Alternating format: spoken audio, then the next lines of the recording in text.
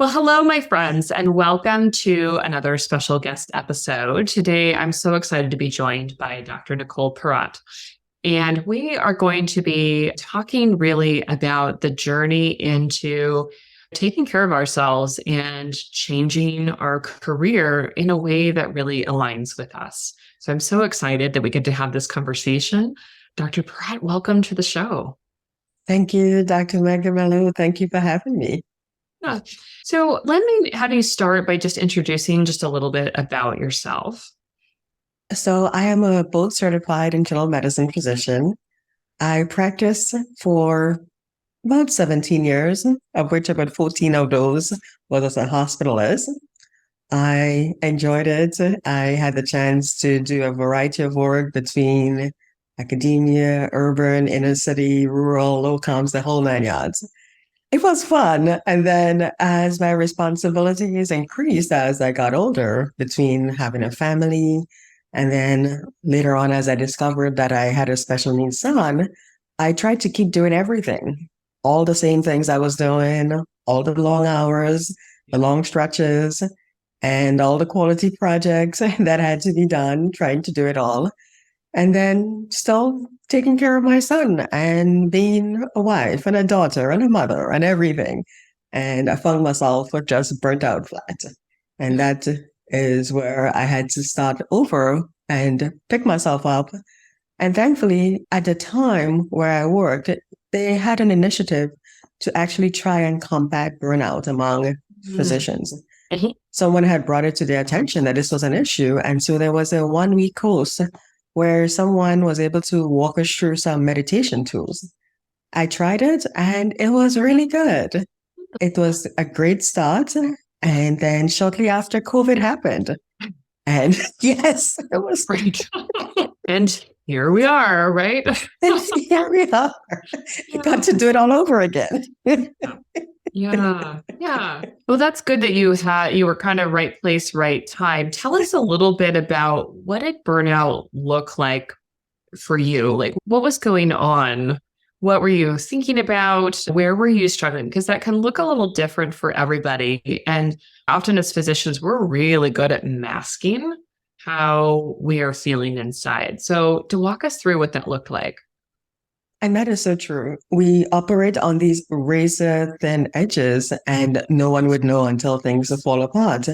And for me, it was being irritable, not having the kind of patience that you would have, not being happy with things that you're doing. So nothing was exciting, didn't have that joy in showing up. You're like, oh, why do I have to show up again?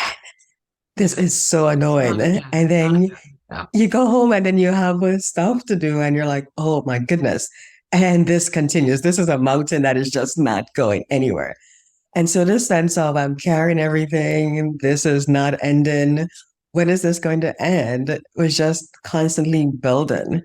And you become really hard on yourself. You wonder, how did this happen? Where did I end up in this place? What's wrong with me? Right? Where I don't do stuff that I used to do and I'm not enjoying what I'm doing right now. What's wrong with me? Yeah. I wish I could remember where I read this, but somewhere in something I read about burnout, right? I talked about how burnout can show up any place where there's not a discrete start and stop. Not that it can't exist in other places, but when we think about this part of our lives, our parenting journey, the work that we do, and I think that's such a different experience from what we had before, right? Because we went to medical school for usually a discrete period of time. Yes. We did our residency training for a discrete period of time. Pregnancy had a start and a stop. Yes. But our careers, span such a long time, and our parenting such a long time. It's so easy to get lost. Yes. Yeah. Yes. So you learned some meditation tools and you found help in that, but certainly that's not the only answer. And then the pandemic hit. Tell us kind of what happened. What did you do? How did you transition out of burnout? Meditation tools were great, but I didn't keep up with it. So, right? We were a little busy, right? Just a We were tad all busy. a little busy. Yes. And so the pandemic hit, and this brought, fear, thinking, oh, am I going to die? Am I not going to see my family? Yeah. Oh my gosh, what will the world look like? Is this going to be like an apocalypse? Essentially. Right. And early on, maybe within the first 6 months, a lot of facilities and coaches were offering their services. And so I said, okay, I need to maintain my brain as best as I could. I need to maintain my mental health as best as I could, Mhm. because this is a whole new level of madness. Right. And so I jumped in and signed up with this coach, and I learned tools and learned how to realign my activities with my values. And it was such a game changer. The tools that she gave me really made a difference in surviving COVID. And they're just general coaching tools. But for me, jumping into the space for the first time, it was like, oh my gosh, this is good. This can make a big difference. This can make a big difference. And so got through the pandemic, and yes, there was craziness, but at the end of it, I could say my mental health was in a pretty good place because I really honed in on that. And as the pandemic went on, maybe in the second year, I said, okay, let me get certified because this is good stuff. Other people are literally crashing left and right, burning out for good reason, because literally we're already operating on a razor edge. This was just another straw to add to the camel's back. Yeah. And so I jumped in and I said, let me get certified. And that is how I ended up in that space. Yeah.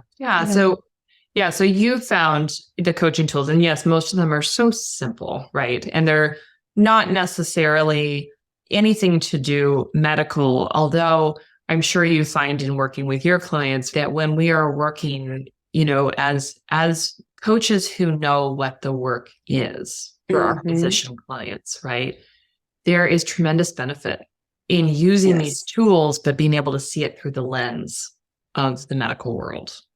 Yes. But they're simple. Tell us a little bit about maybe some of your favorite things that made the most difference for you in terms of getting your mental health where you wanted it to be. Sure. So a very simple one is gratitude practice. Very simple, just taking time every day to identify at least 3 things and just really honing in on not just thank you, I have a roof, and thank you, I have clean water, but really digging in. What went well today? Who helped make that happen? Yes. And so you can really dig in, because a lot of times good things happen, but when we're running around with all the negativity, because there's constant good and bad things happening, it's easier for the bad things to stick. The good things could be like Teflon and they just run away. Yeah. But if we actually make an effort to identify them, then we're able to say, oh my gosh, yes, this good thing happened. And then you automatically start finding more, another one and another one. Before you know it, you've had a list of 8, 9, 10 things that happened that if you were not paying attention, you would not have noticed. You're like, oh, this was a bad day. End of story. Yeah. I love that too. And really trying to think like who or what was responsible for this thing. Because I don't know if you've had this experience, like I would turn into a gratitude practice, but the things I would write down would be like, yes, I'm grateful that I had coffee this morning. I'm grateful, things that didn't really make a difference. And it would be the same thing every day because I was in not a very good place. But when we push ourselves to thank ourselves for something or be grateful to another person, right? That's a different piece of work for our brain. I love that. It is. It really is. The other thing as well is setting boundaries, because a lot of times as physicians, we don't know how to set boundaries. I think it's an Achilles heel for us. Yeah. Everybody asks and we say yes. Yeah. The nurse wants us to do this, and we're like, okay. Patients are saying, oh, we need this. 1,000 gazillion inbox messages, and we're trying to respond to every single one because we're like, oh my gosh, this is so important. Not prioritizing that this is something that doesn't need to be addressed. And it's just contributing to that sense of overwhelm and burnout. So setting those firm boundaries and sticking with it, allowing yourself to stick with it, whether it's at home or at work, it's like, okay, this is not a message that needs to be responded to via an inbox message coming to the office. Oh, I am going to leave work today at 5 o'clock, 7 o'clock, and I'm not taking my charts at home with me. Done. End of story. Yeah. Okay, today is the day that I'm going to hang out with my kids. This is happening. Yeah. Done. Yeah. Building that space around boundaries, right? With saying, I'm setting myself a limit of I go home at this time. This is time with the kids. I'm not going to be on my phone. Really tuning in. What do you find for yourself and for people that you've worked with really helps people get started with that boundary work? Because, of course, many of us might be walking around thinking, I want to say no, but then I try it and then people are upset with me. So I stop. You have to just keep going because, yes, people will get upset with you. And you just have to believe that this is what is right for you. Yeah. And if it's something that you truly want, be honest and true to yourself that this is what I want. So it may mean making people uncomfortable for a short while. Yeah. They'll get over it. Essentially. Yeah, they'll get used to the new you that says no. They'll be fine. Not now. Yeah, people are more adaptable than we give them credit for. Exactly. The world is not going to end, I promise you. Yeah. Oh, very good. Very good. Yeah. Any other tools that you really love using for yourself or other people? Time management, managing your time. That is so important. It's easy to just run away because that to-do list is always going. You tackle 2 things, you add 5 things, and it never ends. It just keeps golden. And so one thing I like doing is just prepping at the beginning of the week on Sunday. This is what the week is going to look like. This is what I have plans to get done. And so just working with that on a daily basis, sitting down, putting it on the calendar, and making sure that you actually give yourself time to do it and doing it. Oh my goodness. Because that is a trick, right? If you can put it on the calendar and then it just sits there and nothing happens.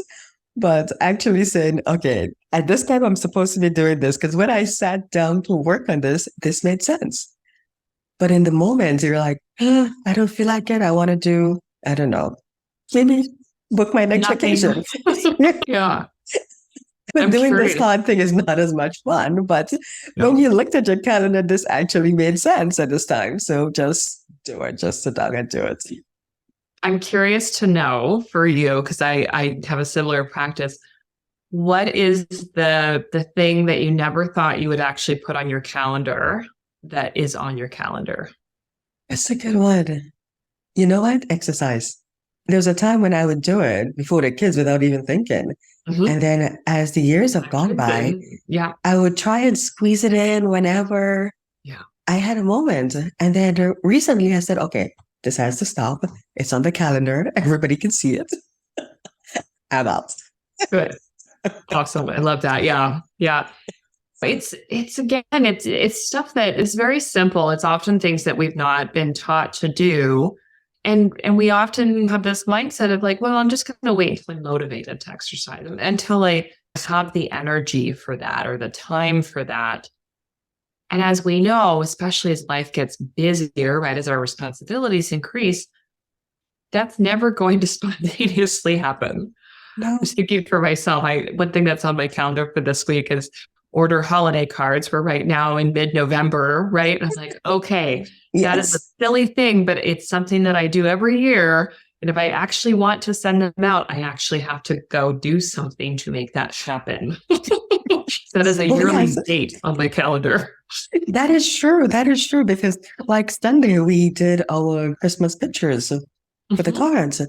And it was on my calendar, maybe June, July. Because I know that the photographer we use, she would normally start sending messages out around June, July, book your spot. It gets scheduled. Yeah. And I'm like, okay, on the calendar, keep your eyes open for that calendar, for that invitation to book a spot. Oh, love it. You're definitely ahead of me on that one with the photographer, but But the point is the same, right? Of that when Yes. we know that there are some things that are important to us, whether that's regular things like exercise or things around holidays or vacations, putting some intentionality into it and putting it on the calendar way, way, way in advance, it actually happens, right? How often Yes. we maybe we've requested the vacation time, but we didn't make any plans. We didn't actually decide to do anything. And here's that time. And then it's Right. last minute and You're sitting at home. yeah, yeah, yeah, yeah. Oh, wonderful. And so tell us a little bit about the work that you do now in terms of coaching. What does that look like? So now I coach and I help women physicians find their way from all the overwhelm, all the burnout, all the I am stuck, I don't know what next to do, to get back in touch with themselves and figure out how to find time freedom, being flexible, having that ability to do the things that they want to do, and just making their lives better, creating that life that they want, not just existing because this is how things are. Being intentional and creating the life that they want to thrive with. So that is pretty much what I help them do. Awesome. Yeah, surviving is not enough. I think so many of us we've lived that life, right? We've been through periods for years of survival mode. That's not enough for our No. lives. We deserve more, but no one creates that for us, right? We have to go out and decide that we want that, decide what it is that we want for our lives. And sometimes we need help, like coaches like you and I, to really help create that because it's not obvious to most of us. How do I actually live this life that I love? And it's interesting because there are so many things that come with a cookie cutter recipe to follow. Even just practicing medicine gives you a cookie cutter recipe to follow. I love an algorithm. Life doesn't come with that. So then you're kind of stuck when all of these competing demands are bumping up against you. And you're like, how do I choose? What do I do? Oh my gosh, I have to do all of this. And they're all important. Oh my goodness. Right. Yeah. Right. And lives are affected in a way that isn't true in many industries. Not that other industries don't have an impact, but we are literally dealing with the health and safety of bodies and minds in just a very tangible, real way. And so that just adds this extra layer of responsibility, but we still need boundaries and self-time and time with family or friends. Yes. I love that. Yeah. Yes, definitely. So for someone who's out there listening who is feeling like you felt when things felt so hard, when you were feeling really stuck and burnt out, what is it that you would like for them to know that you wish that you had either had somebody tell you or wish that you could have discovered more easily? That it's easy to get started. And it doesn't have to necessarily be this complicated process and not to overthink it because we tend to do that. We tend to overthink it. Yeah. Yeah. So just you're thinking that this doesn't make any sense, what I'm doing right now. And you're hearing that, yes, there is a better way. Don't second guess it. Just go with it. Trust the process because we tend to overthink it. And then we're stuck just spinning doing the same thing that we did last year and the year before and the year before going nowhere. Yeah. So if you're out there asking yourself, do I need help? Should I do? The answer is probably yes. There's nothing wrong with that, right? Get some help. You deserve help for this part, right? For navigating what it is that you want, learning some tools, right? And being able to create the life that you want.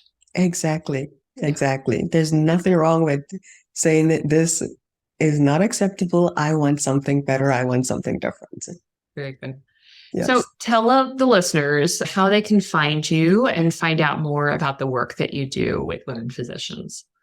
Sure. So on Facebook, I'm on LinkedIn, as well as my website, www.mind-u.io. I'm here to help women physicians get past the overwhelm to create that time freedom, that flexibility that they want. So reach out so we could do some one-on-one coaching. Sounds great. All right. You heard it here, and we'll have links to that in all the show notes so that people will be able to find you. Dr. Perrotte, thank you so much for joining me today. Thank you so much, Dr. Mello. All right, my friends. Thank you as always for your time and attention today. And until next week, take care.